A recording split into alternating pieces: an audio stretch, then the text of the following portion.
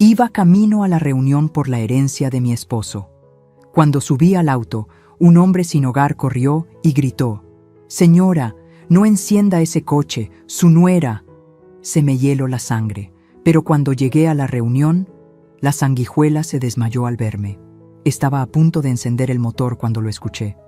Un grito desgarrador que atravesó la mañana como un cuchillo. «Señora, no encienda ese coche». Mis manos se congelaron sobre el volante.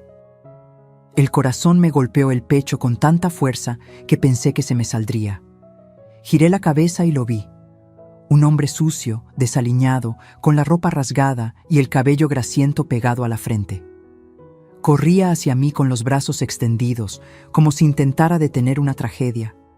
«Su nuera estuvo aquí anoche». Sentí que el aire se me escapaba de los pulmones. ¿Adriana? ¿Mi nuera Adriana había estado cerca de mi auto? ¿En la madrugada? El hombre golpeó la ventanilla con las palmas abiertas, dejando manchas de tierra sobre el cristal. Sus ojos, hundidos y enrojecidos, me miraban con una urgencia que no podía ignorar.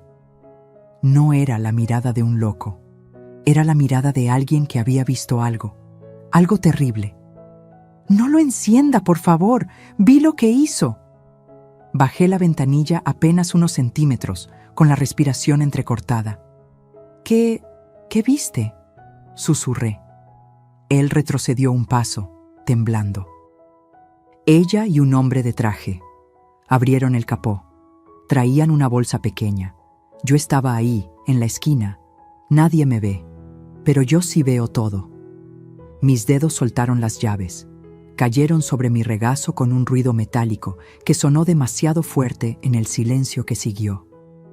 Todo empezó a tener sentido de una manera horrible.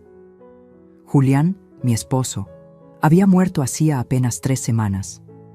Un infarto fulminante, dijeron los médicos, pero yo sabía que algo no cuadraba. Julián era fuerte, cuidaba su salud. No bebía, no fumaba, y de repente se desvaneció en el hospital, rodeado solo por Adriana, solo por ella.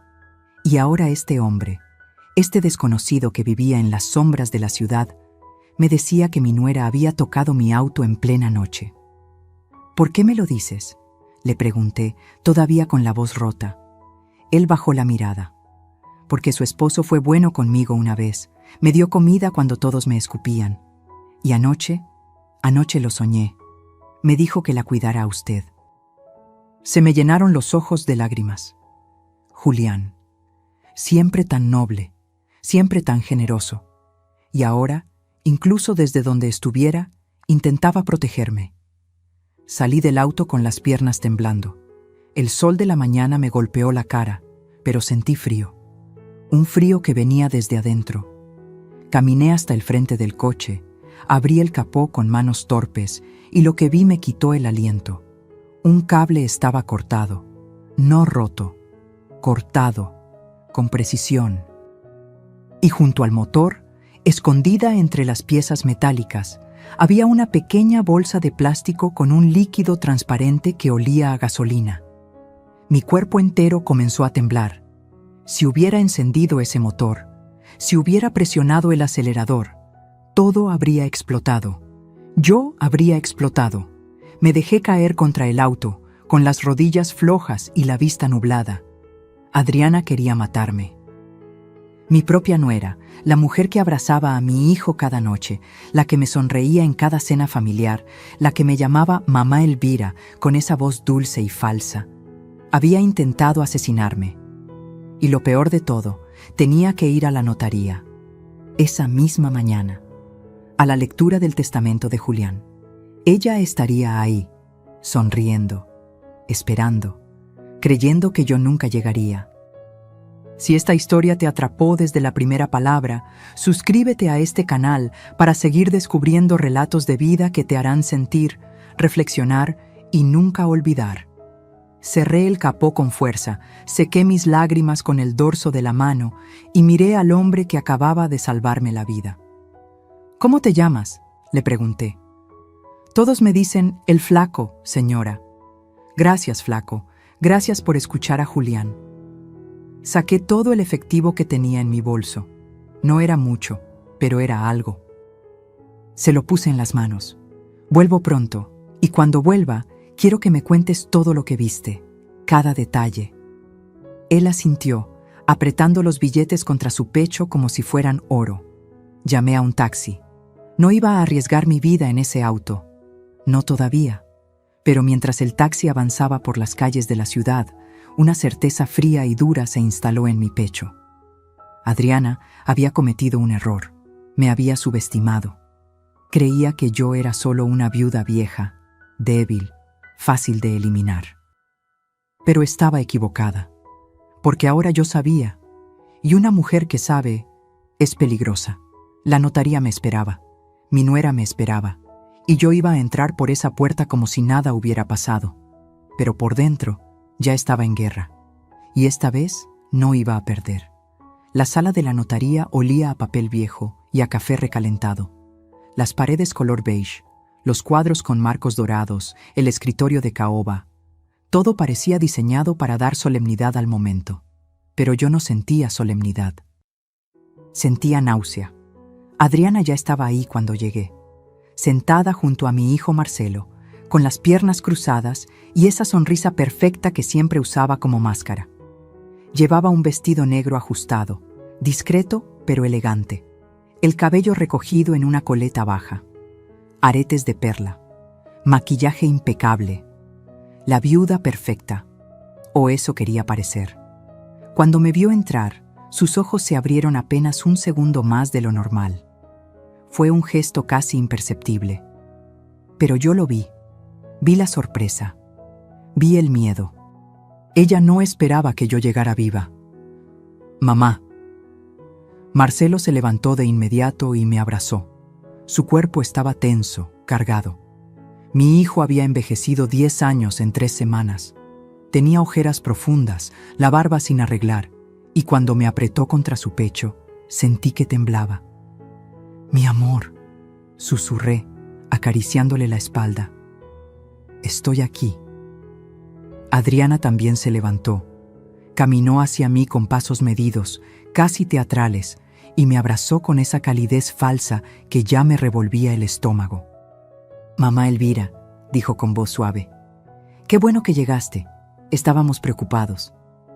Sus manos en mi espalda eran frías, su perfume demasiado dulce. Y cuando se separó, nuestros ojos se encontraron por un instante demasiado largo. Yo no aparté la mirada. Ella sí. «Bueno, comencemos».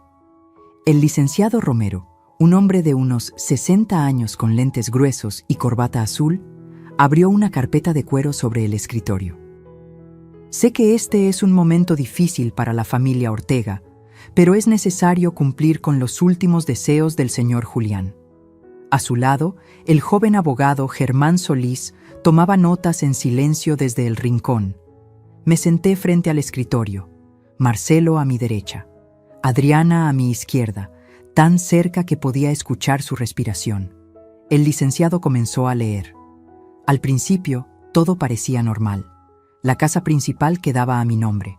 Las cuentas bancarias personales, también. Algunos terrenos en Puebla serían repartidos entre Marcelo y su hermana Sofía, que vivía en Monterrey y no pudo venir. Pero entonces llegó la parte que me hizo sentir como si el piso se abriera bajo mis pies. Y conforme a la disposición testamentaria modificada el 12 de agosto del año pasado. El licenciado hizo una pausa y me miró por encima de sus lentes. Sí. Las propiedades ubicadas en la colonia Roma, la bodega en Tlalnepantla y el departamento en Polanco quedan a nombre de la señora Adriana Salazar de Ortega. Silencio. Un silencio tan pesado que podía sentirlo aplastándome el pecho. ¿Qué? Mi voz salió apenas como un susurro. El licenciado carraspeó incómodo. Fue una modificación hecha por el señor Julián 3 meses antes de su fallecimiento, firmada ante notario. Aquí está la documentación. Empujó unos papeles hacia mí. Mis manos temblaban tanto que apenas podía sostenerlos. Ahí estaba, la firma de Julián, su nombre, la fecha. Pero algo no cuadraba. Julián jamás me habría ocultado algo así. Jamás habría dejado propiedades millonarias a nombre de Adriana sin siquiera mencionármelo. Éramos un equipo, siempre lo fuimos. Mamá, papá me lo comentó. La voz de Marcelo sonó cansada, casi derrotada. Dijo que Adriana había sido un gran apoyo para él en los últimos meses, que quería asegurar nuestro futuro. Me giré hacia mi hijo con el corazón desgarrado. ¿Y tú lo sabías? ¿Lo sabías y no me dijiste nada? Marcelo bajó la mirada. No quería preocuparte. Pensé que papá te lo diría cuando fuera el momento. Adriana puso su mano sobre la de Marcelo. Un gesto posesivo, territorios marcados. Elvira, yo sé que esto es una sorpresa, dijo con esa voz controlada, casi compasiva. Pero Julián confiaba en mí. Él sabía que yo cuidaría de Marcelo, y de ti también, por supuesto. Sus palabras eran veneno envuelto en terciopelo. Me levanté de la silla. Las piernas me pesaban como si cargara piedras. Necesito aire. Salí de la sala antes de que alguien pudiera detenerme. El pasillo de la notaría era estrecho y frío. Me apoyé contra la pared, intentando respirar, intentando pensar. 3 propiedades, millones de pesos, a nombre de Adriana. Y ella había intentado matarme esa misma mañana. ¿Por qué? ¿Qué más quería? ¿Qué más le faltaba por quitarme? La respuesta llegó clara, brutal. Ella quería todo. Escuché pasos detrás de mí. Era Adriana. Salió de la sala con esa sonrisa inquebrantable, como si nada en el mundo pudiera tocarla. Elvira, entiendo que estés sorprendida, pero esto es lo que Julián quería. Deberíamos respetar su voluntad, ¿no crees? La miré fijamente. Cada músculo de mi cuerpo estaba tenso. ¿Tú estuviste cerca de mi auto anoche? Su sonrisa vaciló. Solo por un segundo, pero fue suficiente. ¿Qué? No, ¿por qué habría de...?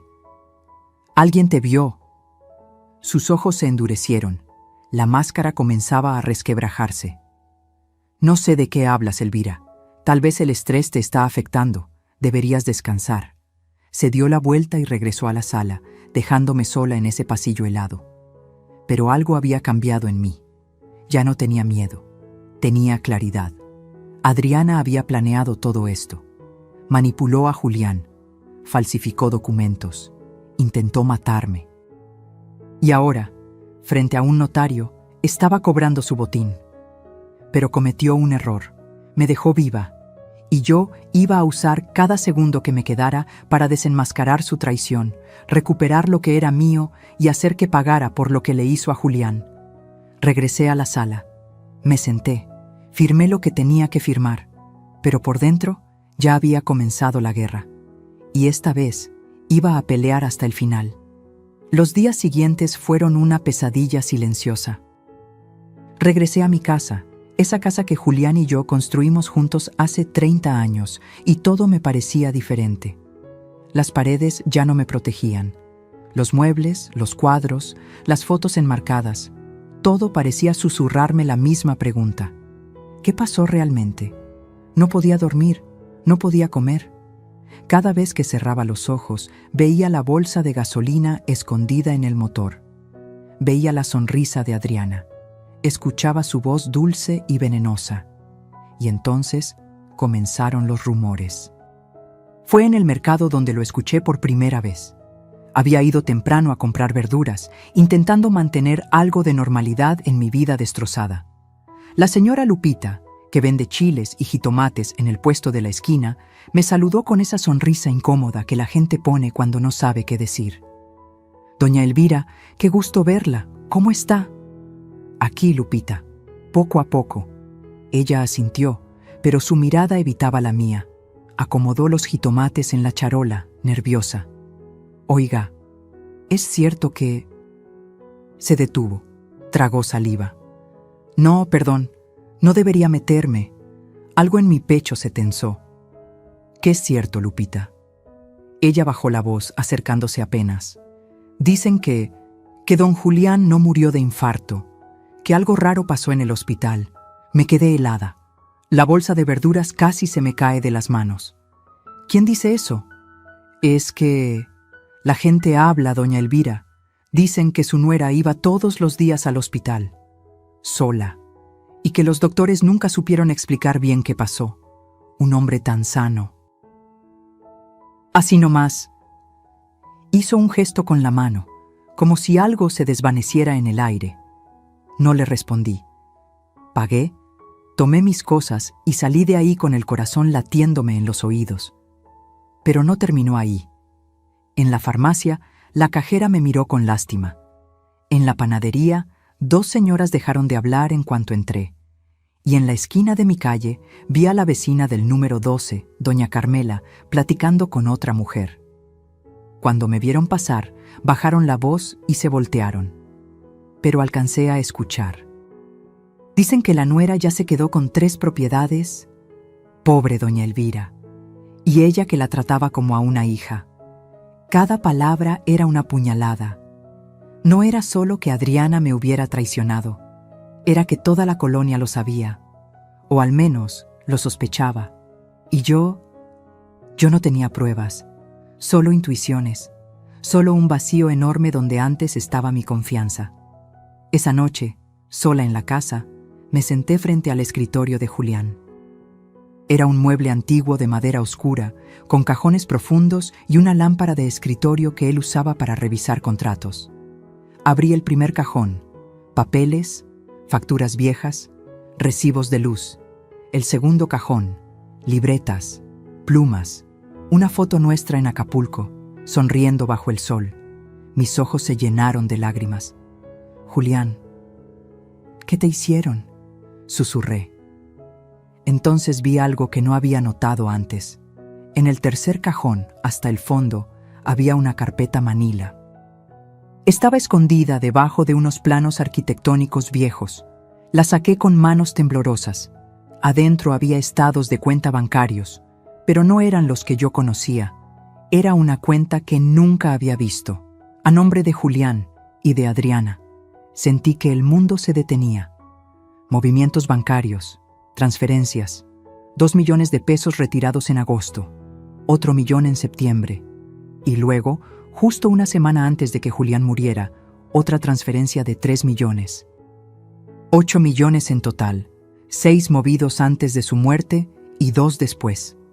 Sin mi conocimiento, busqué las fechas, las comparé con mi calendario.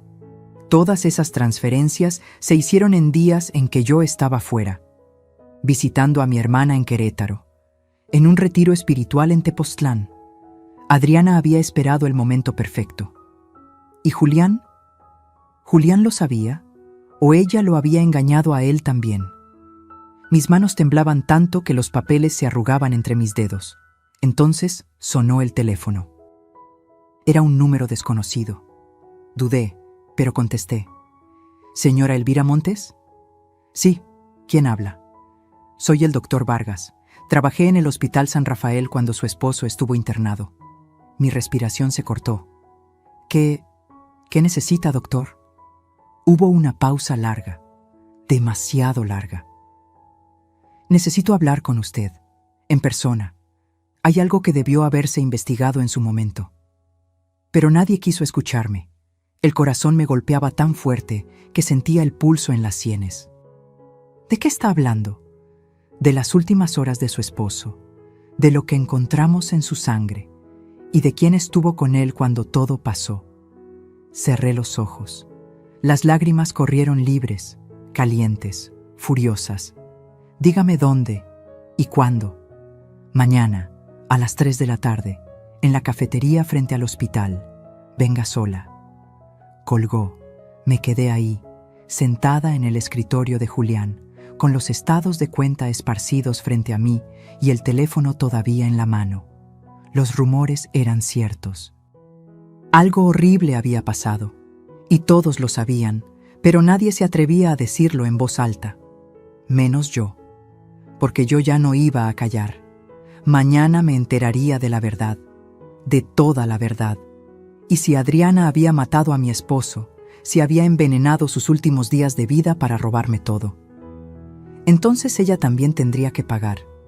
No importaba cuánto tiempo me tomara, no importaba cuánto me doliera. Julián merecía justicia, y yo iba a dársela. Esa noche no pude dormir. Me quedé despierta en la cama, mirando el techo, recordando, intentando encontrar el momento exacto en que todo comenzó a desmoronarse. El momento en que Adriana dejó de ser la nuera cariñosa y se convirtió en esto.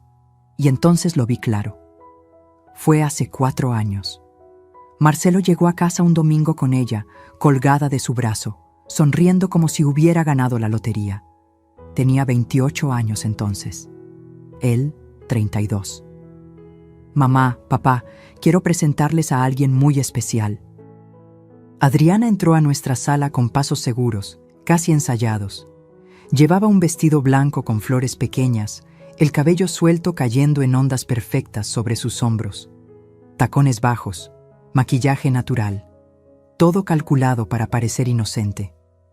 Mucho gusto, señora Elvira. Me extendió la mano con una sonrisa cálida. Marcelo me ha hablado tanto de usted. Julián quedó encantado desde el primer momento. «Qué muchacha tan educada», me dijo después cuando ellos se fueron. «Y se nota que quiere a nuestro hijo». Yo no dije nada, pero algo en mi estómago no estaba tranquilo. Tal vez fue la forma en que sus ojos recorrieron la casa cuando entró, no con curiosidad, con evaluación, como si estuviera midiendo cada mueble, cada cuadro, cada centímetro de nuestra vida. Tal vez fue la manera en que tocó el jarrón de porcelana de la entrada y preguntó, con esa voz dulce, ¿esto es antiguo? Debe valer una fortuna. O tal vez fue simplemente instinto de madre. Ese cosquilleo incómodo que te dice, esta persona no es lo que aparenta. Pero Marcelo estaba enamorado, y cuando un hijo está enamorado, las madres nos volvemos invisibles. Se casaron 6 meses después. Una boda grande, cara, que pagamos Julián y yo casi en su totalidad. Adriana dijo que su familia no podía aportar mucho porque venían de una situación humilde. Nosotros, por supuesto, entendimos, o eso creímos. Después de la boda, las cosas cambiaron poco a poco.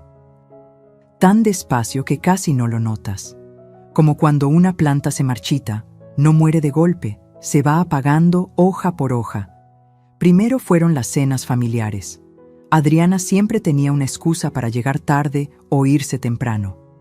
Tengo trabajo, me duele la cabeza. Marcelo y yo tenemos planes. Luego empezó a opinar sobre todo. Suegra, ¿no cree que esta sala necesita una renovación? Se ve un poco anticuada.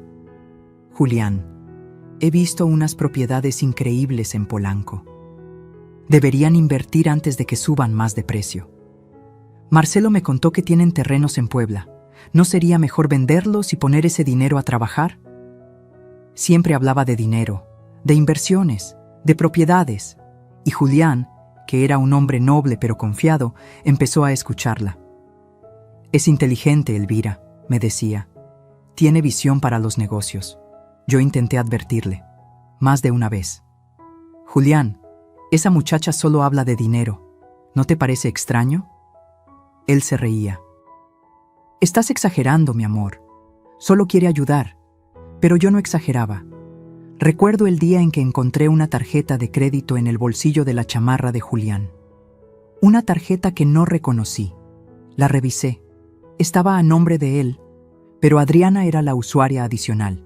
Gastos, cientos de miles de pesos en ropa, restaurantes, viajes, todo pagado por mi esposo. Cuando lo confronté, Julián se puso incómodo. Le presté la tarjeta un par de veces, para emergencias. ¿Emergencias? Le mostré el estado de cuenta. ¿Un bolso de 50,000 pesos es una emergencia? Elvira, por favor, es la esposa de nuestro hijo. ¿Qué quieres que haga? ¿Que le diga que no? Esa fue la primera vez que peleamos por ella, y no fue la última.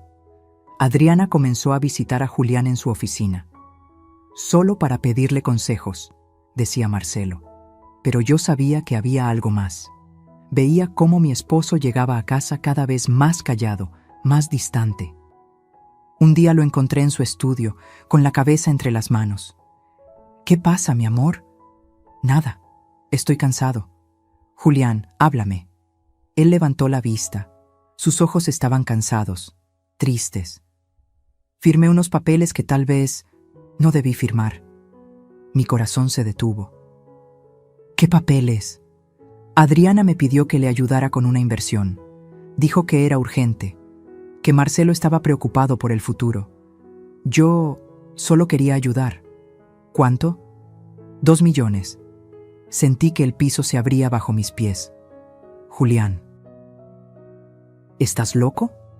Ya sé que fue una estupidez, pero ella dijo que lo devolvería, que era solo temporal.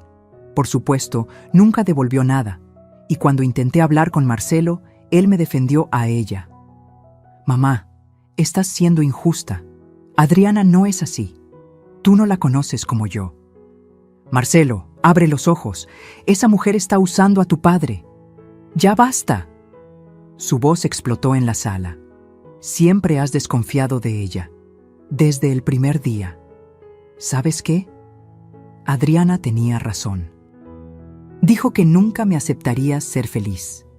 Esas palabras me rompieron, porque no eran las palabras de mi hijo, eran las palabras de ella, saliendo de su boca. Adriana lo había envenenado, no con sustancias, con ideas, con mentiras, con esa habilidad terrible que tienen algunas personas para hacerte dudar de tu propia realidad. Y mientras yo perdía a mi hijo, Julián se enfermaba. Empezó con cansancio, luego mareos, luego dolores de estómago que los doctores no lograban explicar. ¿Es estrés?, decían. Descanse más. Pero yo sabía que no era estrés, porque cada vez que Adriana lo visitaba, Julián empeoraba. Hasta que un día, en el hospital, mientras yo estaba en Querétaro visitando a mi hermana enferma, Julián tuvo un paro cardíaco fulminante, y la única persona que estaba con él en ese momento era Adriana. Ahora, sentada en mi cama, con las sábanas frías y la casa en silencio, entendí todo. Adriana no había entrado a esta familia por amor. Había entrado a destruirnos. Y lo peor de todo, lo había logrado. Pero todavía quedaba una cosa que no pudo quitarme: mi voluntad de pelear. Mañana me reuniría con el doctor Vargas. Mañana sabría la verdad sobre lo que pasó en ese hospital. Y cuando tuviera las respuestas, Adriana descubriría que subestimó a la mujer equivocada. Porque una madre puede perdonar muchas cosas, pero nunca perdonará a quien le arrebató al amor de su vida. Y yo acababa de decidir que el perdón ya no era una opción. A la mañana siguiente desperté con una certeza helada en el pecho. Necesitaba pruebas, necesitaba algo concreto, tangible, que no pudiera ser ignorado o desechado como paranoia de viuda. Algo que incluso Marcelo no pudiera negar. Y ese algo estaba en mi cochera. Bajé las escaleras todavía en bata, con el cabello recogido en una trenza despeinada. El sol apenas comenzaba a colarse por las ventanas, tiñendo todo de naranja pálido. La casa olía a café viejo y a silencio. Me preparé una taza de té que no me tomé. Mis manos temblaban demasiado. A las 8 de la mañana llamé a don Servando. Él había sido el mecánico de confianza de Julián por más de 20 años. Un hombre de 60 y tantos, con manos manchadas de grasa y una honestidad a prueba de todo. Si alguien podía decirme la verdad sobre lo que había en mi auto, era él. «Doña Elvira», su voz sonó sorprendida al otro lado de la línea. «¿Cómo está? Cuánto lo siento por don Julián». «Gracias, Servando. Necesito que vengas a mi casa. Es urgente. ¿Le pasa algo al coche?» «No lo sé. Eso es lo que necesito que me digas». Hubo una pausa. «Voy para allá». Llegó media hora después, en su camioneta destartalada que olía a aceite quemado y a cigarro. Traía su caja de herramientas y esa expresión seria que ponía cuando las cosas eran importantes. «Muéstreme el auto, doña». Lo llevé a la cochera. Mi sedán gris estaba estacionado en el mismo lugar donde lo dejé después del grito del flaco. No lo había tocado desde entonces, no me había atrevido. Servando se agachó frente al capó, lo abrió con cuidado y durante varios minutos no dijo nada. Solo revisaba, tocaba, movía cables. Su ceño fruncido se fue haciendo cada vez más profundo. «Dios santo», murmuró. Mi estómago se contrajo. «¿Qué pasa?». Él sacó una linterna pequeña de su bolsillo y alumbró hacia el motor. Luego se volteó hacia mí con una expresión que nunca le había visto. Miedo puro. «Doña Elvira, ¿usted encendió este coche después de estacionarlo aquí?». «No, alguien me advirtió que no lo hiciera». «Gracias a Dios». Se limpió las manos en un trapo sucio y me hizo una seña para que me acercara. «Venga, mire esto». Me acerqué, aunque cada paso me costaba trabajo. No quería ver, pero tenía que hacerlo. Servando señaló un cable cortado limpiamente, casi quirúrgicamente. Este es el cable que conecta el sistema de encendido con la bomba de combustible. Está cortado, no roto. Cortado con algo filoso. Una navaja, probablemente. Sentí que la garganta se me cerraba. ¿Y eso qué significa? Que alguien quería que el auto no arrancara de inmediato, que usted insistiera, que lo intentara varias veces. ¿Por qué? Él sacó algo con unas pinzas. Era una bolsa plástica de 8 × 5 centímetros, con mezcla volátil colocada sobre el múltiple de escape. El cable de ignición estaba seccionado con cuchilla. Un montaje compatible con ignición secundaria y explosión instantánea.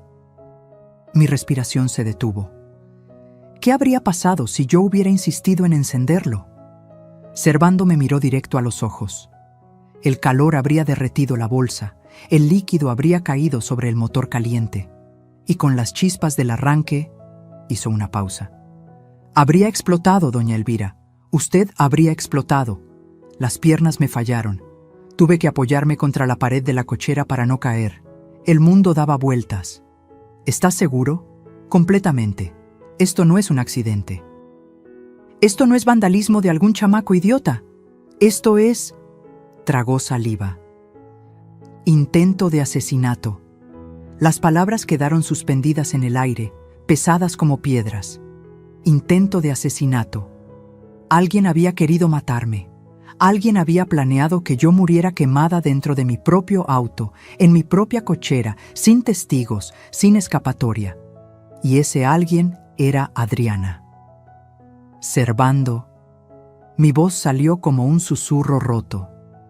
Necesito que documentes todo esto, fotos, videos, lo que sea necesario. Ya lo estaba pensando. Sacó su celular.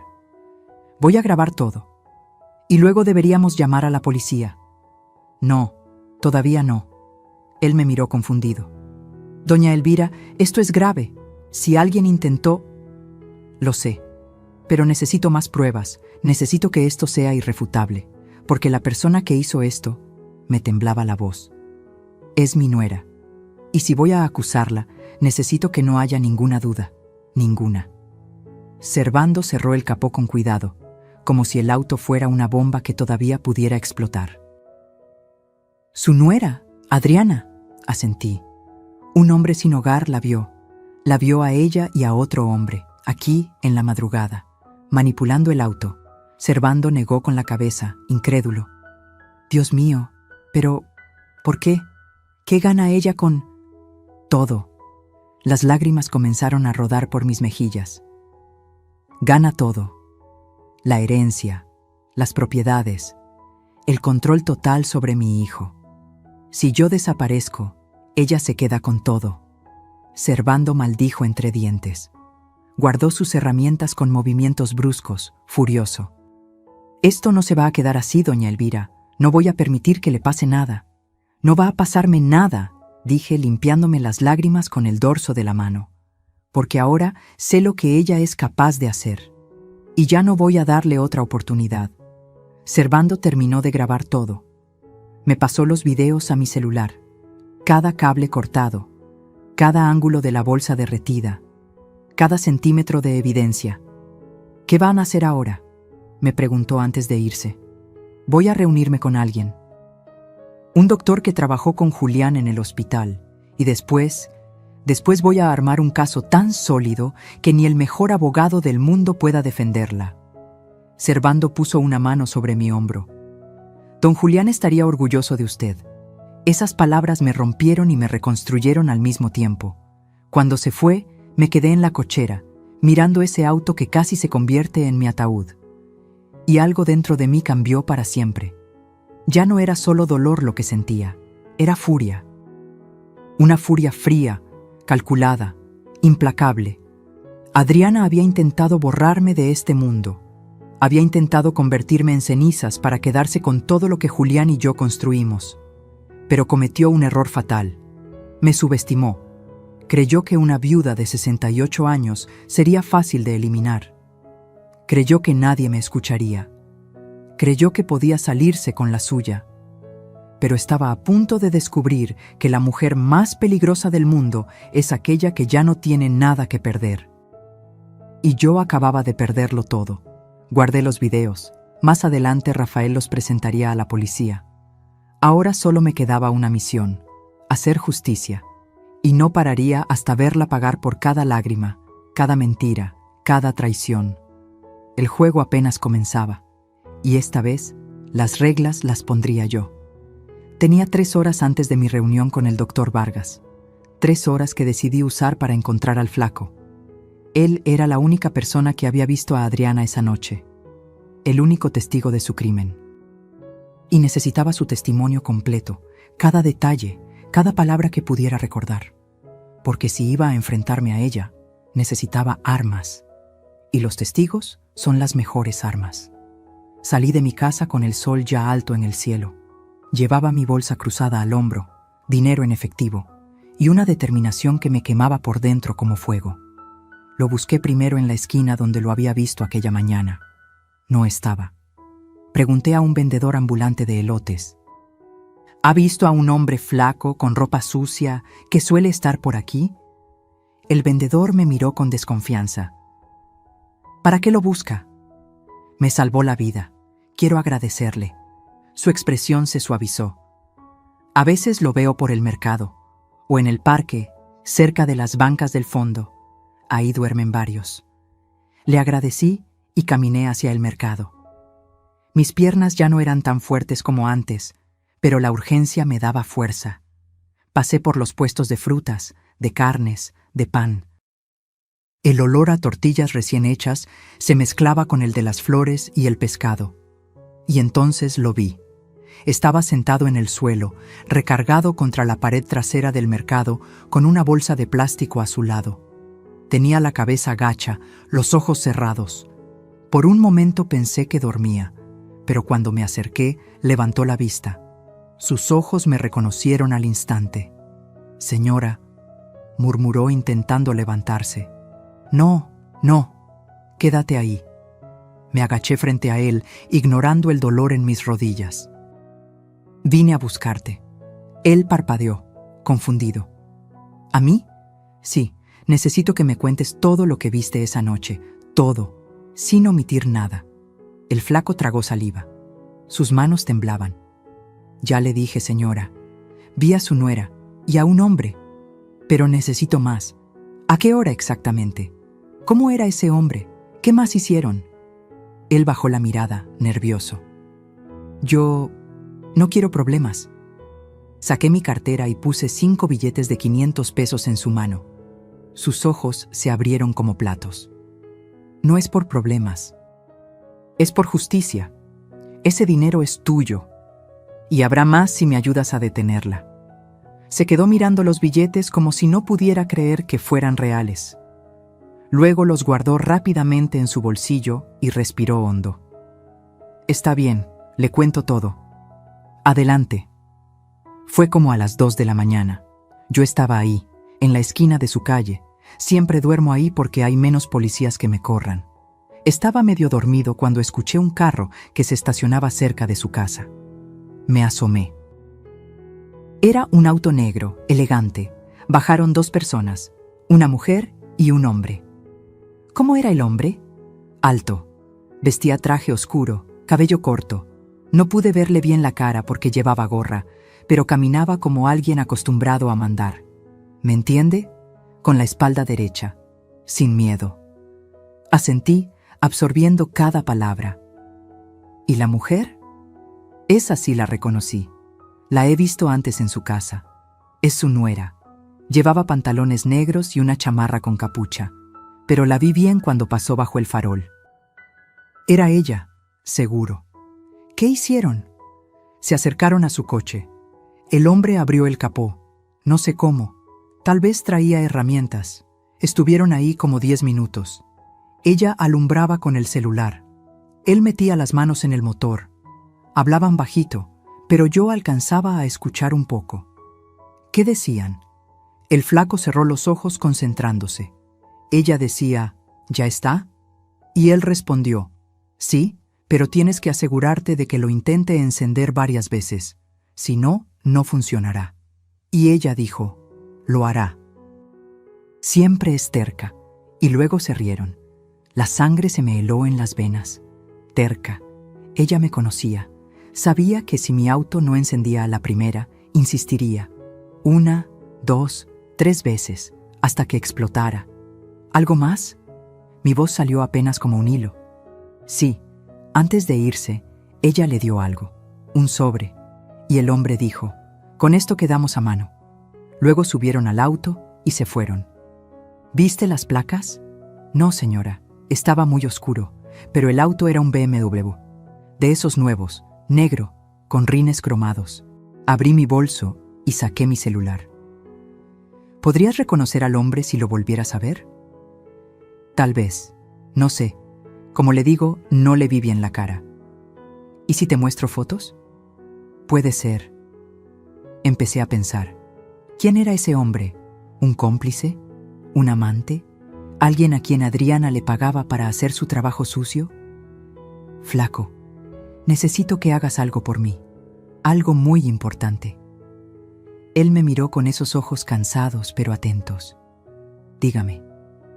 Quiero que vengas conmigo a un lugar seguro.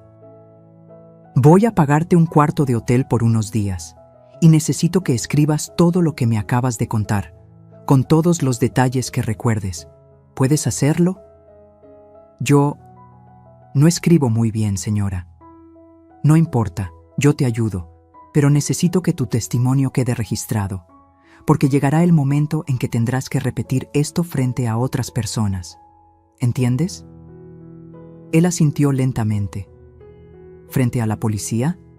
Tal vez. ¿O frente a un juez? El flaco se puso pálido. Señora, yo no puedo meterme en esas cosas.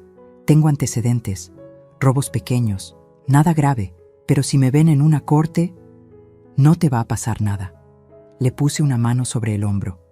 Te lo prometo, yo te voy a proteger. Pero necesito que me ayudes, porque esa mujer no solo intentó matarme a mí, también mató a mi esposo, y si no la detenemos, lo volverá a hacer. Sus ojos se llenaron de algo parecido a la compasión. Su esposo fue bueno conmigo, me trató como persona, no como basura. Entonces, ayúdame a hacer justicia por él. Hubo un largo silencio. El ruido del mercado continuaba a nuestro alrededor. Voces, risas, el golpeteo de los cuchillos contra las tablas de madera. Pero en ese pequeño rincón, solo estábamos él y yo, conectados por una verdad terrible. Finalmente, el flaco asintió. Está bien, lo haré. Le ayudé a levantarse. Era más ligero de lo que pensaba, pura piel y huesos. Lo llevé a un hotel modesto pero limpio, cerca del centro. Pagué por una semana. Le compré ropa nueva, jabón, comida. Y esa tarde, sentados en la pequeña habitación con olor a detergente, escribimos juntos su testimonio. Cada palabra, cada detalle, cada segundo de esa noche maldita.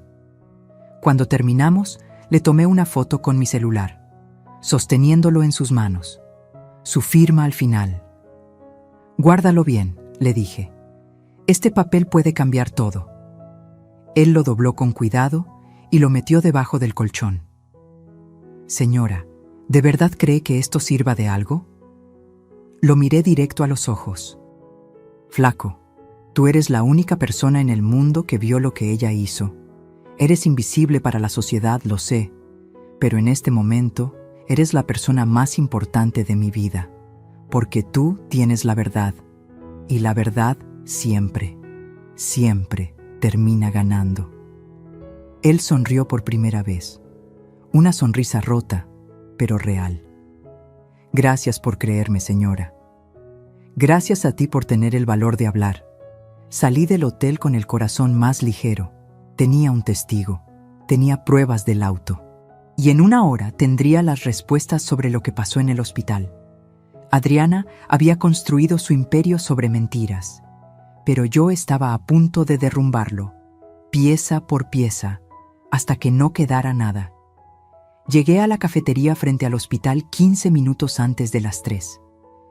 Me senté en una mesa junto a la ventana, desde donde podía ver la entrada del San Rafael.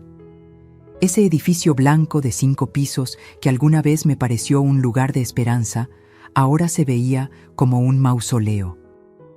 Ahí dentro había muerto Julián. Ahí dentro, Adriana lo había dejado morir.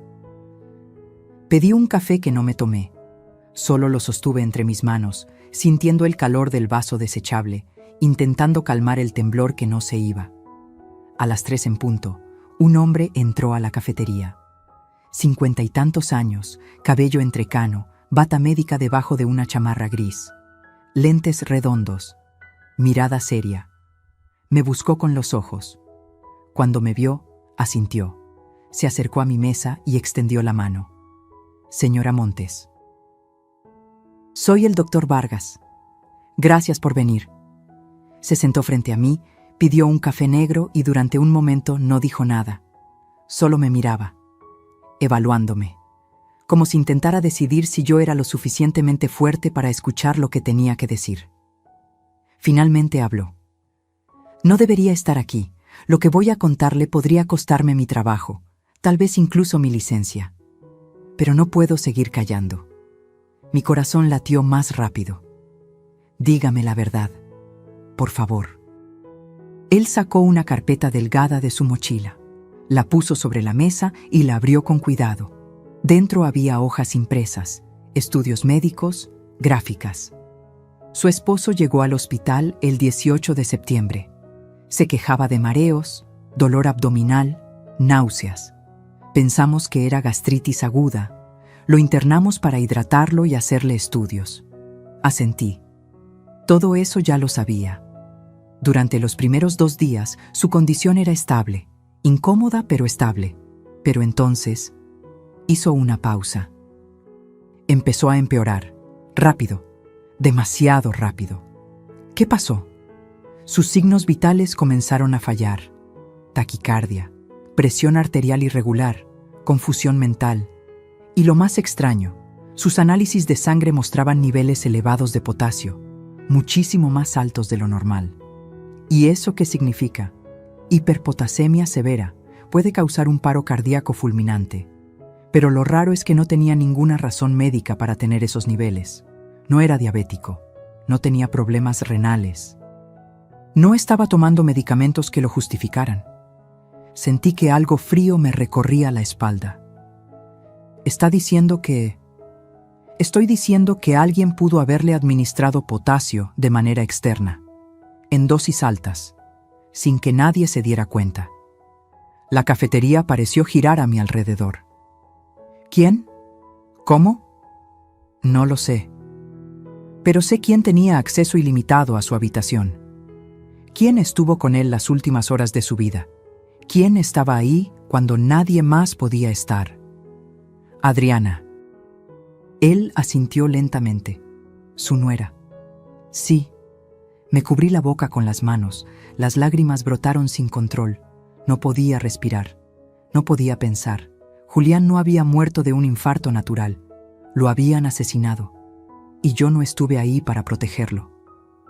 ¿Por qué no dijo nada? Mi voz salió rota, desesperada. ¿Por qué no lo investigaron? El doctor Vargas bajó la mirada, avergonzado. Lo intenté. Hablé con el director del hospital. Le mostré los análisis. Le dije que algo no cuadraba.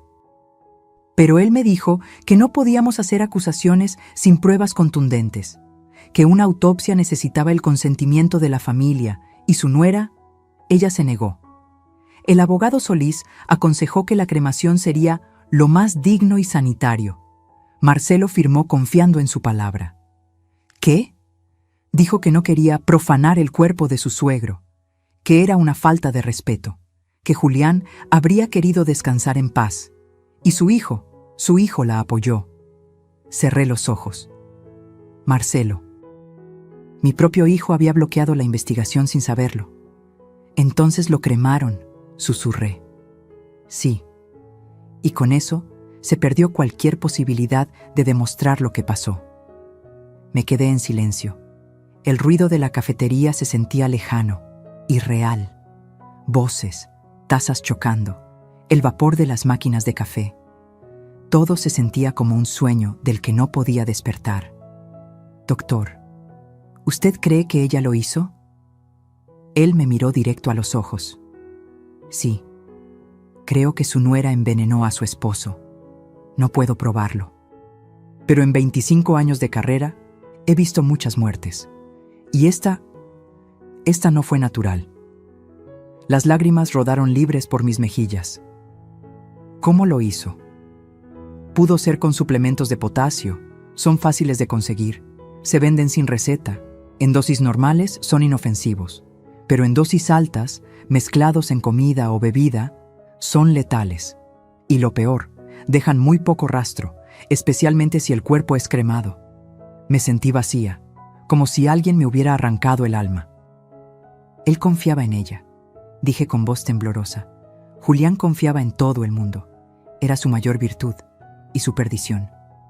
Lo siento mucho, señora Montes. ¿Puedo quedarme con estos documentos? Él empujó la carpeta hacia mí. Son copias. Úselas como necesite. Si esto llega a un juicio, yo declararé. No me importa lo que me pase. Su esposo merece justicia. Le apreté la mano con fuerza. Gracias. No sabe cuánto significa esto para mí. Cuando el doctor Vargas se fue, me quedé sentada en esa cafetería durante casi 1 hora. No podía moverme. No podía llorar más. Solo estaba ahí, mirando por la ventana, viendo a la gente entrar y salir del hospital. Familias preocupadas, enfermos caminando despacio, doctores con prisa, y yo, una viuda de 68 años, cargando el peso de una verdad insoportable. Julián había sido asesinado. Mi esposo, el amor de mi vida, el padre de mis hijos, había sido envenenado lentamente por la mujer en la que confiamos, la mujer que llamábamos familia. Y lo peor de todo, mi hijo seguía sin creerme. Marcelo me había dicho paranoica. Me había dicho que dejara de inventar cosas. Me había dicho que Adriana era inocente. ¿Cómo le dices a un hijo que su esposa es una asesina? ¿Cómo destruyes su mundo para salvar la verdad? Me levanté de la mesa. Pagué. Salí a la calle. El aire frío de la tarde me golpeó la cara, pero no lo sentí. Caminé sin rumbo durante un rato. Pasé frente a una iglesia. Dudé. Hacía años que no entraba a una, pero algo me empujó adentro. El interior estaba casi vacío. Solo una señora mayor rezando en la primera fila y el olor a incienso flotando en el aire. Me senté en una banca del fondo y miré hacia el altar. Julián, susurré. No pude protegerte. Perdóname. Las lágrimas volvieron, silenciosas, amargas. Pero te juro por lo que más quiero que ella va a pagar. Te lo juro. Aunque me cueste todo lo que me queda, ella va a pagar. Salí de la iglesia con los ojos hinchados, pero con algo nuevo en el pecho. Propósito. Ya no era solo dolor lo que sentía, era determinación. Adriana había destruido a mi familia, había matado a mi esposo, había intentado matarme a mí. Pero cometió un error fatal, me subestimó. Creyó que una mujer mayor, sola, sin poder, sería fácil de eliminar. Pero se equivocó. Porque el dolor puede romperte, o puede convertirte en algo más fuerte de lo que jamás imaginaste. Y yo acababa de decidir que mi dolor no me iba a destruir. Iba a ser mi arma.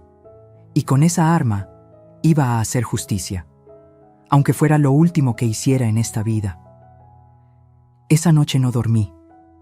Me quedé despierta en la mesa del comedor, rodeada de papeles, fotos, documentos bancarios, todo extendido como las piezas de un rompecabezas macabro. Y yo, en el centro, intentando armar la imagen completa de la traición. Pero sabía que no podía hacerlo sola. Necesitaba ayuda profesional, alguien que supiera moverse en las sombras, alguien que pudiera encontrar lo que yo no podía ver. Y conocía a la persona perfecta, Rafael Cedeño.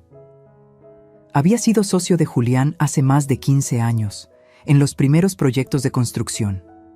Un hombre brillante, meticuloso, con esa habilidad rara de ver lo que otros ignoran. Pero después de un problema legal que casi lo arruina, Rafael dejó el mundo de los negocios y se dedicó a otra cosa: investigación privada. Julián siempre decía que Rafael tenía olfato de sabueso, y yo necesitaba exactamente eso. Lo llamé a las 7 de la mañana. ¿Elvira? Su voz sonó sorprendida. ¿Cuánto tiempo? Lo siento mucho por Julián. Era un gran hombre. Gracias, Rafael. Necesito verte. Es urgente. Hubo una pausa. ¿Estás bien? No, pero voy a estarlo. ¿Puedes reunirte conmigo hoy? Dime dónde. 2 horas después estábamos sentados en un restaurante discreto en la colonia Condesa. Rafael llegó con un portafolio de cuero gastado y esa mirada penetrante que siempre me había intimidado un poco. 52 años, cabello corto con canas en las sienes, barba de 3 días, traje oscuro sin corbata. Se sentó frente a mí y fue directo al grano. ¿Qué necesitas? Le conté todo, cada palabra, cada detalle, el grito del flaco, el cable cortado, la bolsa con gasolina, el testamento modificado, los rumores del pueblo, la reunión con el doctor Vargas, el envenenamiento, las transferencias bancarias. Rafael no me interrumpió ni una sola vez. Solo escuchaba, tomando notas en una libreta pequeña con una pluma negra. Sus ojos nunca dejaron de mirarme. Cuando terminé, cerró la libreta y exhaló lento. Esto es grave, Elvira, muy grave. Lo sé. Si lo que dices es cierto, tu nuera no solo es una ladrona, es una asesina. Por eso necesito pruebas. Pruebas que un juez no pueda ignorar. Pruebas que obliguen a mi hijo a abrir los ojos. Rafael se recargó en la silla, pensativo. ¿Cuánto dinero tienes disponible? Lo que sea necesario. Porque esto no va a ser barato. Vamos a necesitar rastrear cuentas bancarias, conseguir registros telefónicos, investigar su pasado, tal vez contratar vigilancia. Y todo tiene que hacerse con discreción absoluta. Si ella se entera de que la estás investigando, lo sé. Podría desaparecer, o peor, intentar matarme de nuevo. Exacto. Saqué un cheque que había preparado esa mañana. 50,000 pesos. Lo puse sobre la mesa. Esto es solo el adelanto. Rafael miró el cheque, luego me miró a mí. ¿Estás segura de que quieres hacer esto? Porque una vez que abramos esta caja, no hay vuelta atrás. Lo que encontremos puede cambiar tu vida para siempre. Mi vida ya cambió, Rafael. Ya perdí a mi esposo. Ya perdí la confianza de mi hijo. Ya casi pierdo mi propia vida. No tengo nada más que perder, excepto mi dignidad, y esa no pienso regalársela. Él sonrió apenas, una sonrisa triste pero respetuosa. Julián tenía razón sobre ti. Siempre decía que eras la más fuerte de los dos. Tomó el cheque y lo guardó. Está bien, acepto el caso, pero vamos a hacer esto a mi manera, sin emociones, solo hechos, solo evidencia sólida. ¿De acuerdo? De acuerdo. Durante los siguientes 10 días, Rafael trabajó en silencio. Yo seguí con mi vida normal. O al menos, aparentándolo. Iba al mercado, visitaba a mi hermana, atendía el jardín, sonreía cuando era necesario. Pero por dentro, cada segundo era una tortura de espera. Rafael me llamaba cada 2 días para actualizarme. Primera llamada. Encontré algo interesante. Adriana no se llama realmente Adriana Salazar. Cambió su nombre hace 8 años. Su nombre original era Adriana Méndez Ruiz y tiene antecedentes. ¿Qué tipo de antecedentes? Fraude menor. Hace 10 años fue acusada de estafar a un hombre mayor en Guadalajara. El caso se cerró porque el hombre murió antes del juicio. La sangre se me heló. ¿Murió? Infarto. Al menos, eso dice el certificado de defunción, pero las coincidencias empiezan a ser demasiadas, ¿no crees? Segunda llamada. Las transferencias que encontraste no son las únicas, hay más, muchas más. Coincidía con lo que ya había hallado, 8 millones en total, 6 antes de su muerte y 2 después, todas realizadas durante el último año, todas a cuentas que Adriana controlaba. Pero lo interesante es que algunas de esas transferencias se hicieron desde su cuenta personal, después de que él estuviera hospitalizado. Eso es imposible. Él estaba inconsciente. Exacto, lo que significa que alguien tenía acceso a sus contraseñas bancarias, y solo hay una persona que pudo tenerlas. Tercera llamada. Contraté vigilancia. Adriana se ha reunido 3 veces en la última semana con un hombre, mismo tipo que describe tu testigo. Alto, traje oscuro, BMW en negro. Conseguí fotos, te las mando. Minutos después, las fotos llegaron a mi celular. Y lo que vi me dejó sin aliento. El hombre del traje era Germán Solís, abogado corporativo, especialista en herencias y testamentos, y el mismo abogado que estuvo presente el día de la lectura del testamento en la notaría. Todo empezó a encajar.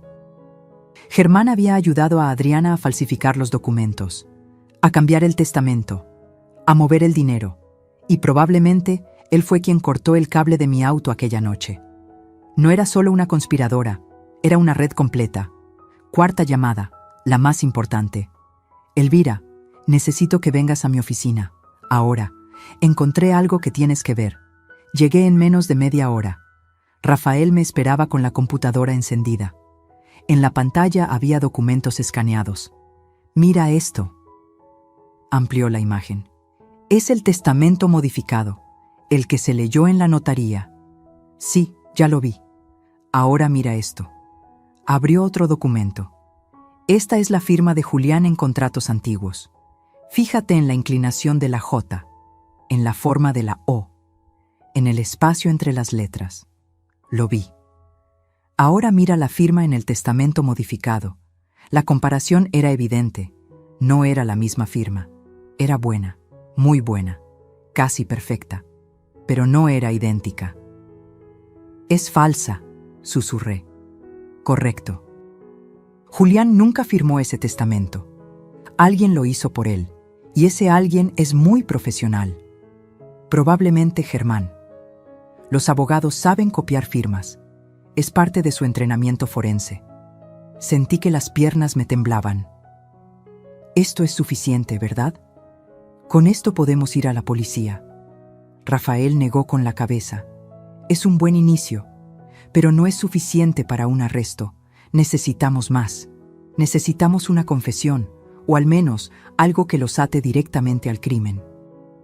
¿Y cómo conseguimos eso? Él me miró con esa intensidad que me daba escalofríos. Tendiéndoles una trampa.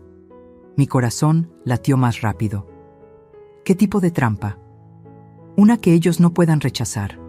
Una donde se sientan seguros, donde bajen la guardia y donde cada palabra que digan quede grabada. Sonreí por primera vez en días. Dime qué tengo que hacer. Y así comenzó la fase final de mi venganza. Ya no era solo una viuda buscando respuestas. Era una mujer armada con pruebas, con testigos, con un plan. Y Adriana estaba a punto de descubrir que el peor error que puedes cometer en la vida es subestimar a alguien que ya no tiene nada que perder. Porque cuando una mujer decide pelear por su verdad, no hay mentira lo suficientemente fuerte para detenerla. Y yo apenas estaba comenzando. El plan era simple pero peligroso. Rafael lo diseñó con precisión quirúrgica. Cada detalle, cada movimiento, cada palabra que yo tendría que decir. Tienes que hacerla sentir que ganó, me explicó en su oficina. Que ya no eres una amenaza, que te rendiste. Solo así bajará la guardia. ¿Y cómo hago eso? Llamándola, invitándola a cenar, diciéndole que quieres hacer las paces, que estás cansada de pelear, que quieres firmar la repartición de bienes en paz y seguir adelante con tu vida. La sola idea de fingir amabilidad con ella me revolvía el estómago. No sé si pueda. Rafael puso una mano sobre mi hombro. Sé que es difícil, pero es la única manera. Si la confrontas directamente, huirá. O peor, contratará mejores abogados y enterrará todo. Necesitamos que se sienta segura, que hable. Y cuando hable, la atraparemos. Respiré hondo. ¿Y las cámaras? Voy a instalar 3. Una en la sala, escondida en el reloj de pared, otra en el comedor, en la planta decorativa, y una más en la cocina, por si acaso. Audio de alta definición, video en HD. Todo irá directo a un servidor encriptado. Aunque destruyan las cámaras, la grabación estará a salvo. ¿Y si no dice nada incriminatorio? Lo hará. La gente como Adriana no puede resistir presumir, especialmente cuando creen que ganaron. Tú solo tienes que provocarla sutilmente, hacerle preguntas casuales, dejar que su ego haga el resto. Me dio una lista de frases clave que debía mencionar durante la cena. Frases como: Julián siempre confió en ti. Nunca entendí por qué cambió tanto en sus últimos meses. A veces me pregunto qué pasó realmente en el hospital. El auto. Qué suerte que no lo encendí ese día. Cada una diseñada para sembrar duda, para provocar reacción, para que Adriana no pudiera evitar defenderse o, mejor aún, justificarse. Practiqué frente al espejo durante 2 días. Sonrisa amable, voz cansada pero reconciliadora, gestos de derrota. Tenía que ser perfecta, porque si ella sospechaba algo, todo se vendría abajo. Finalmente, un jueves por la tarde, la llamé. Mi mano temblaba cuando marqué su número. ¿Elvira? Su voz sonó sorprendida. Adriana, hola, ¿cómo estás? Bien. ¿Y tú? No esperaba tu llamada. Lo sé. Yo necesito hablar contigo, y con Marcelo, pero sobre todo contigo. Hubo una pausa cautelosa. ¿De qué se trata? Quiero que vengan a cenar a mi casa, este sábado. Necesito hacer las paces. Estoy cansada de todo este dolor, de las peleas, de la desconfianza. Julián no habría querido esto. Podía escuchar sus engranajes mentales funcionando al otro lado de la línea. ¿Estás segura? Totalmente. Quiero firmar los papeles pendientes, cerrar este capítulo y seguir adelante. Todos merecemos paz, ¿no crees? Su voz se suavizó. Creyó que había ganado. Me parece perfecto, Elvira. Marcelo va a estar feliz de escuchar esto. Ha estado muy preocupado por ti. Lo sé. Yo también estoy preocupada por él, por todos nosotros. Los espero a las 8. Prepararé algo especial. Ahí estaremos. Colgué y solté el aire que no sabía que estaba conteniendo. Rafael, que había estado escuchando desde el otro cuarto, entró con una sonrisa. Perfecto. Cayó completamente. Ahora solo falta que el sábado salga todo bien. Saldrá bien. Confía en el proceso. El viernes, Rafael llegó temprano a instalar las cámaras. Trabajó durante 3 horas, ajustando ángulos, probando audio, asegurándose de que todo quedara invisible pero funcional. Cuando terminó, me mostró cómo se veía desde su laptop. La sala, el comedor, la cocina, todo en pantalla dividida, imagen nítida, audio claro. Recuerda, me dijo antes de irse, mantén la calma, no la acuses de nada, solo deja que hable. La verdad siempre sale cuando la gente se siente cómoda. El sábado llegó como una tormenta silenciosa. Pasé el día cocinando. Preparé mole poblano, arroz rojo, frijoles refritos. El postre favorito de Marcelo, flan napolitano. Puse la mesa con el mantel bordado que usábamos en ocasiones especiales. Velas, flores frescas, Todo tenía que parecer auténtico. A las 8 en punto sonó el timbre. Abrí la puerta con una sonrisa que me dolía en el alma. Marcelo entró primero. Se veía cansado pero esperanzado. Me abrazó fuerte. Gracias por esto, mamá. Gracias a ti por venir, mi amor. Adriana entró detrás de él, elegante como siempre. Vestido negro ajustado, tacones, cabello perfecto. Esa sonrisa que ahora reconocía como pura falsedad. Elvira, qué linda te ves, y huele delicioso. Gracias, hija. Pasen. Siéntense. Nos sentamos a la mesa. Serví la comida. Hablamos de cosas triviales al principio. El clima, el tráfico, las noticias. Marcelo parecía relajado, feliz de vernos juntas sin pelear.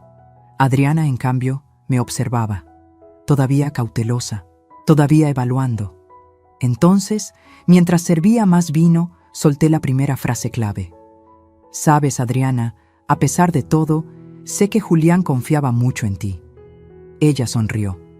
Él era un hombre maravilloso, muy generoso. Lo era, a veces demasiado. Hice una pausa. Nunca entendí por qué cambió tanto en sus últimos meses. Se volvió tan distante. Adriana tomó un sorbo de vino, pensativa. Creo que estaba cansado. El trabajo, el estrés. Ya sabes cómo es esto de los negocios. Tal vez. Pero era extraño. Sobre todo cuando empezó a enfermarse. Los doctores nunca encontraron una explicación clara. La miré directamente a los ojos. Ella sostuvo mi mirada sin pestañear. A veces la vida es así, Elvira. Injusta, inexplicable.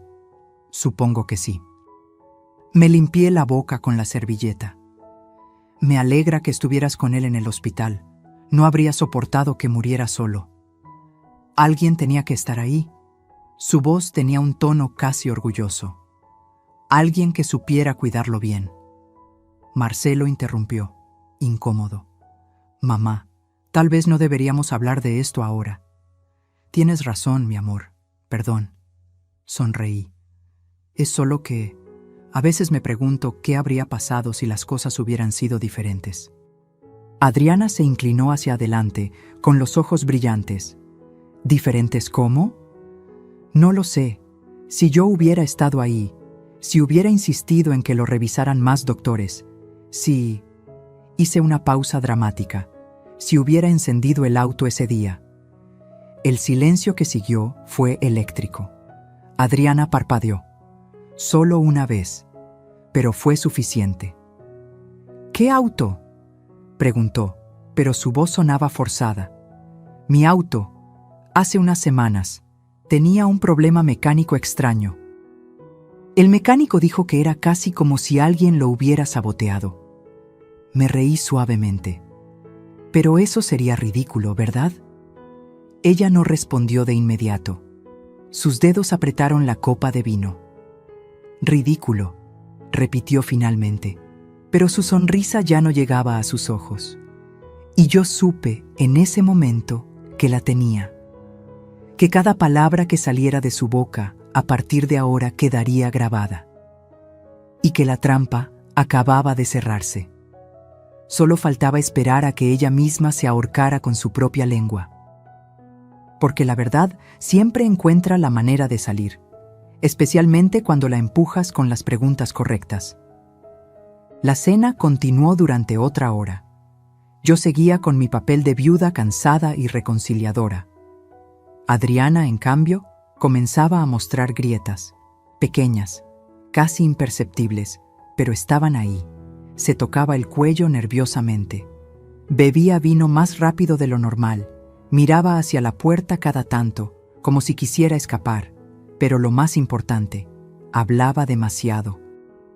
Empezó a presumir, a justificarse, a explicar cosas que nadie le había preguntado. Julián me pidió que me encargara de sus cuentas, porque confiaba en mí, dijo mientras cortaba un pedazo de flan. Decía que yo tenía mejor cabeza para los números que Marcelo. Sin ofender, amor. Marcelo sonrió incómodo. No te ofendas, mamá, pero es verdad. Yo siempre fui terrible con las finanzas. Lo sé, mi cielo. Miré a Adriana. Y es admirable que Julián confiara tanto en ti. Aunque debo confesar que me sorprendió que moviera tanto dinero sin decirme nada. Ella dejó el tenedor sobre el plato. Eran inversiones, oportunidades que no podían esperar. Él entendía eso. Por supuesto, aunque... Hice una pausa, como si recordara algo. El banco me llamó hace unos días. Dijeron que hubo transferencias después de que Julián estuviera en el hospital, inconsciente. Qué extraño, ¿no? Adriana se puso rígida. Deben estar equivocados. Los bancos cometen errores todo el tiempo. Tal vez.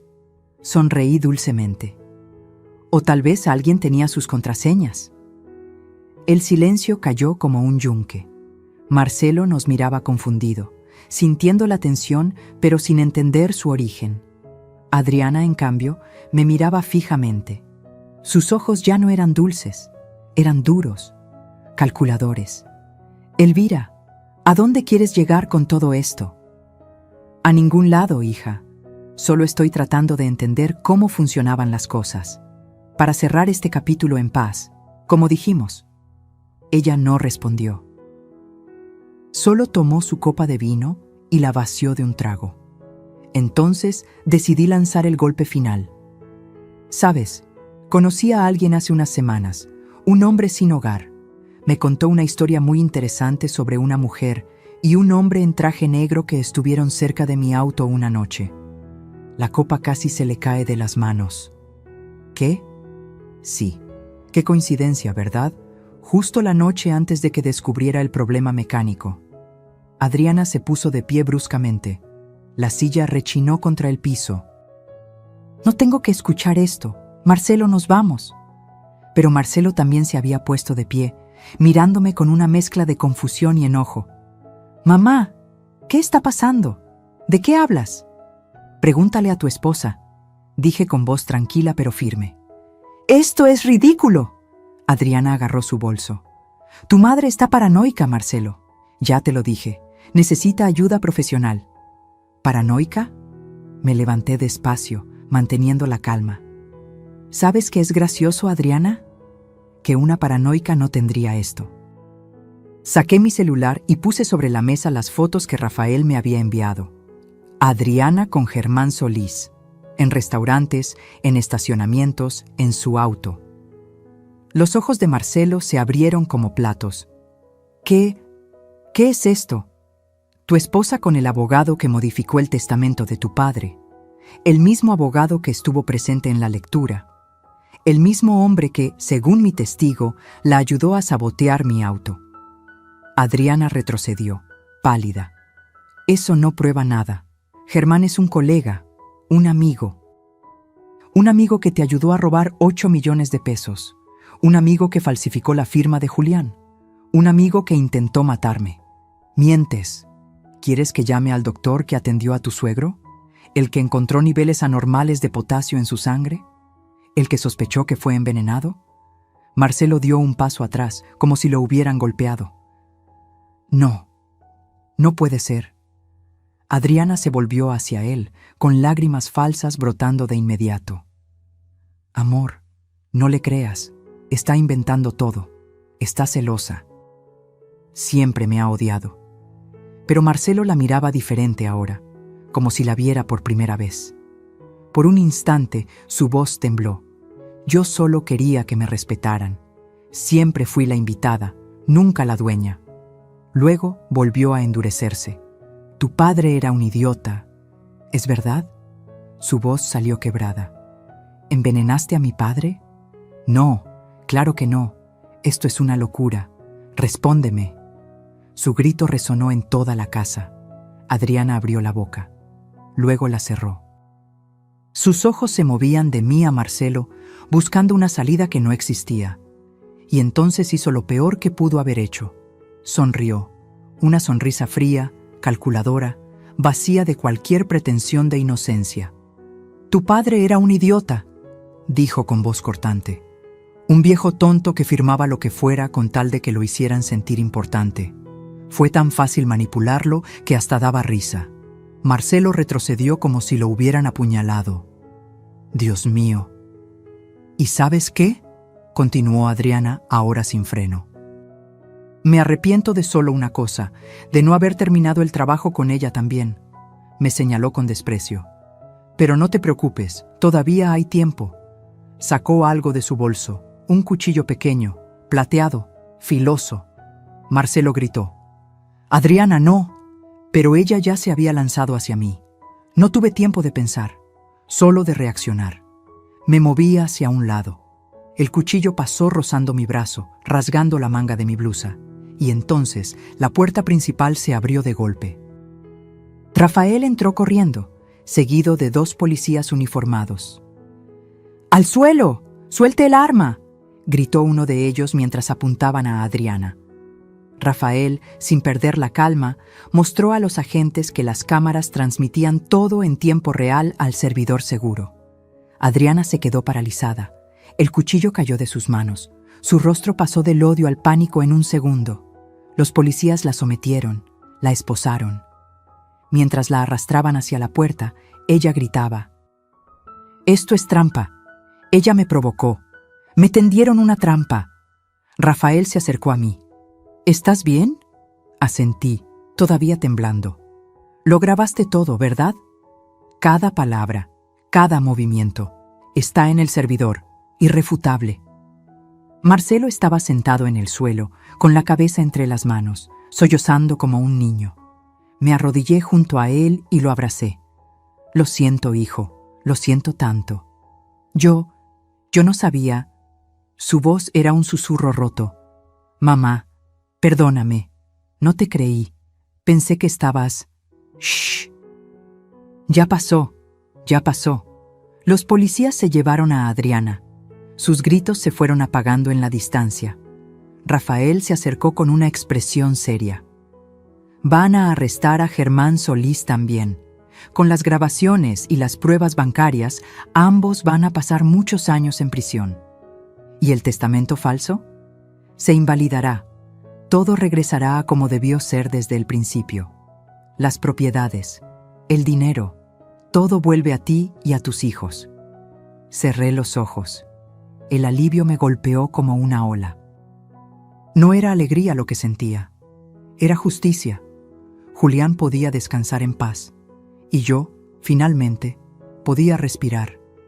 La pesadilla había terminado. Pero sabía que las heridas tardarían mucho en sanar. Porque recuperar tu vida es una cosa. Recuperar la confianza de tu hijo es otra. Y esa noche, abrazada a Marcelo en el piso de mi comedor, supe que el verdadero trabajo apenas comenzaba, no el de venganza, sino el de reconstrucción, y ese, descubriría después, era el más difícil de todos. Pasaron varias semanas desde aquella noche de la trampa. El tiempo ya no se medía en días, sino en audiencias y declaraciones. Los siguientes meses fueron un huracán de abogados, declaraciones, audiencias y papeles. Adriana fue acusada formalmente de fraude, falsificación de documentos, intento de homicidio y, aunque no pudieron probarlo completamente por la cremación del cuerpo, conspiración en la muerte de Julián.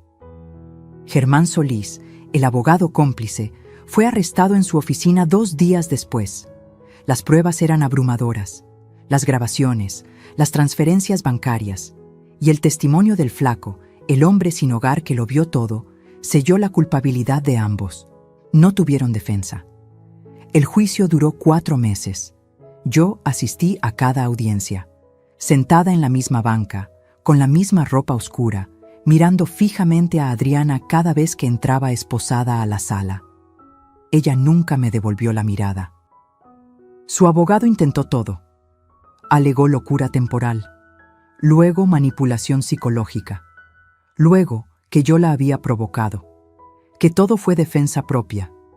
Pero las grabaciones no mentían, las cámaras no tenían sesgo, y el jurado, 12 personas que no la conocían, vieron lo mismo que yo había visto desde el principio. Una mujer sin escrúpulos, capaz de cualquier cosa por dinero. El día del veredicto, la sala estaba llena. Familiares, periodistas, curiosos atraídos por el escándalo. Marcelo estaba sentado a mi lado, pálido, con las manos entrelazadas sobre las rodillas. Había perdido tanto peso en esos meses que parecía otra persona. Cuando el juez pidió al jurado su veredicto, el silencio fue absoluto. ¿Han llegado a un veredicto? Sí, su señoría. ¿Cómo encuentran a la acusada, Adriana Méndez Ruiz, en los cargos de fraude, falsificación y tentativa de homicidio? Culpable. En todos los cargos. Escuché a Marcelo soltar un suspiro tembloroso. Yo no sentí nada. Solo un vacío extraño. Como si algo dentro de mí se hubiera apagado y no pudiera volver a encenderse. El juez golpeó el mazo. La sentencia será de 18 años de prisión sin posibilidad de libertad condicional antes de cumplir al menos 12 años. 18 años. Adriana tenía 32. Saldría a los 50, si es que salía. La vi levantarse, esposada, escoltada por 2 oficiales. Por un momento giró la cabeza hacia mí. Nuestros ojos se encontraron. No había rabia en su mirada. No había arrepentimiento, solo vacío. Y entonces la sacaron de la sala. Germán Solís recibió 15 años. Su carrera, destruida. Su reputación, en ruinas. Después de la sentencia, Rafael me esperaba en el pasillo del juzgado. Se hizo justicia, dijo. Yo asentí, pero no pude sonreír. ¿Por qué no me siento mejor? Él puso una mano sobre mi hombro. Porque la justicia no borra el dolor, Elvira, solo cierra el círculo. El resto lo tienes que hacer tú. Tenía razón.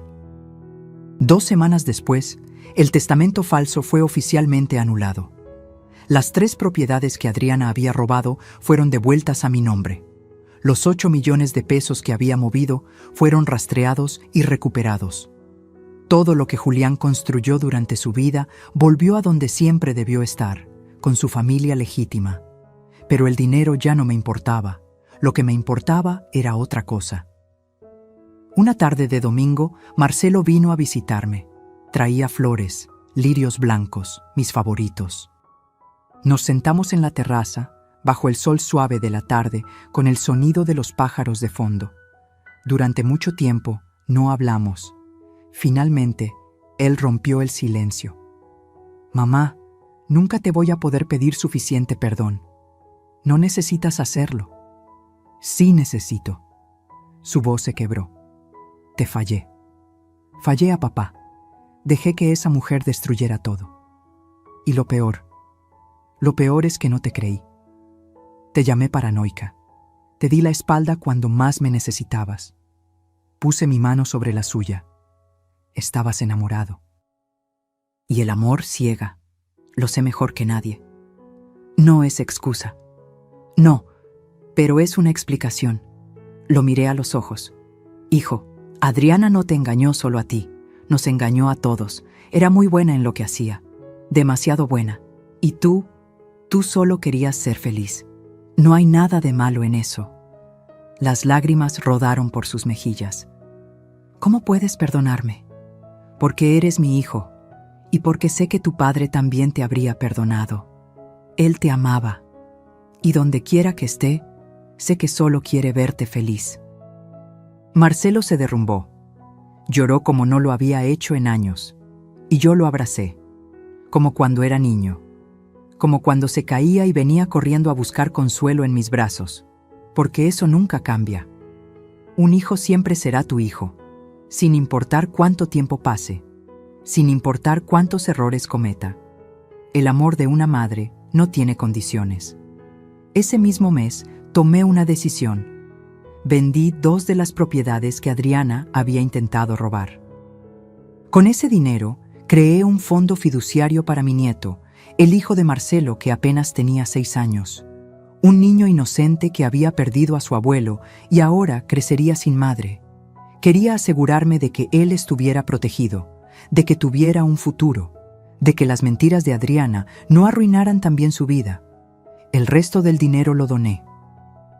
Parte fue para el Hospital San Rafael, con la condición de que mejoraran sus protocolos de seguridad para pacientes vulnerables.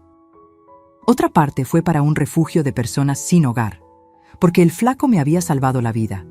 Y si él, alguien invisible para la sociedad, pudo ser mi ángel guardián, entonces había miles como él que merecían una oportunidad. No lo hice por reconocimiento. Lo hice porque Julián habría hecho lo mismo, y porque finalmente entendí algo que me había tomado toda una vida aprender. La verdadera riqueza no está en lo que posees, está en lo que haces con lo que tienes. Está en cómo tratas a las personas que no pueden darte nada a cambio. Está en dormir tranquila sabiendo que hiciste lo correcto, aunque nadie te estuviera mirando. Una tarde, mientras organizaba el estudio de Julián, encontré una carta. Estaba escondida dentro de uno de sus libros favoritos, una carta que nunca envió, fechada 2 semanas antes de morir. Decía: Elvira, si estás leyendo esto, es porque algo me pasó. Necesito que sepas que cometí errores. Confié en la persona equivocada. Dejé que alguien entrara demasiado en mi vida, en nuestras finanzas, en nuestra familia. Y ahora tengo miedo. Miedo de lo que pueda pasar. Si algo me sucede, por favor, no confíes en nadie. Investiga. Pelea. Porque sé que eres más fuerte de lo que crees. Siempre lo has sido. Te amo. Y lo siento. La carta cayó de mis manos. Julián lo sabía. En algún nivel, sabía que Adriana era peligrosa y había intentado advertirme, pero no llegó a tiempo. Me senté en su silla, rodeada de sus libros, de su olor que todavía impregnaba el cuero del escritorio, y lloré, no de tristeza, sino de cierre, porque finalmente podía decirle: ya está, mi amor. Ya hice lo que tenía que hacer, ya te defendí, ya nos defendí, ahora puedes descansar. Y sentí, por primera vez desde su muerte, que él realmente descansaba, que la justicia, aunque tardía, aunque incompleta, había llegado. Y que yo, una mujer de 68 años que había sido subestimada, traicionada, casi asesinada, había ganado, no con rabia, no con venganza, sino con dignidad, y esa, descubrí, era la victoria más poderosa de todas. 6 meses después del juicio, una mañana de diciembre, desperté con una necesidad que no podía ignorar. Tenía que verlo, al flaco, al hombre que sin saberlo había cambiado el curso de todo. El hombre que con un solo grito desesperado me había salvado la vida y desencadenado la justicia. Hacía tiempo que no lo veía.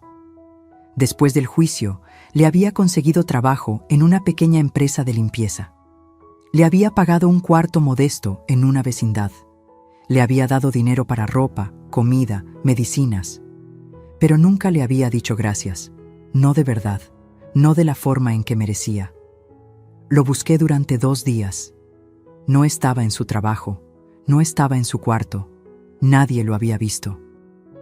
Y entonces, una tarde fría, lo encontré, en el mismo lugar donde todo comenzó, la esquina de mi calle, sentado contra la pared, con la misma ropa raída de siempre, a pesar de todo lo que le había dado.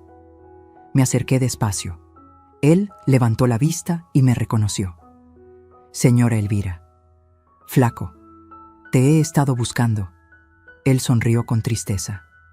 Lo siento, es que no pude quedarme en el cuarto. No pude seguir en el trabajo. No encajo ahí. La calle es mi casa. Siempre lo ha sido. Me senté a su lado. Ignoré las miradas de la gente que pasaba. Ignoré el frío del concreto. Ignoré todo excepto a él. No vine a regañarte, vine a agradecerte. Él negó con la cabeza.